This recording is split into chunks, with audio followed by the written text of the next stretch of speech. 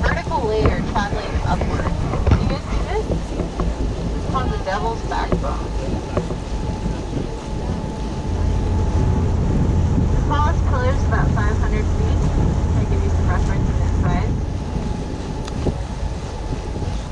The Devil's Backbone is again a volcanic intrusion or volcanic dike. So it's one of those building blocks. This one actually formed during the big eruption.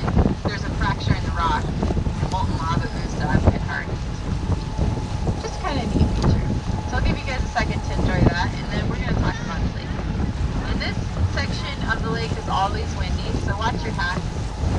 Mine off. They are always blowing out at people, so just keep your hats on your hat.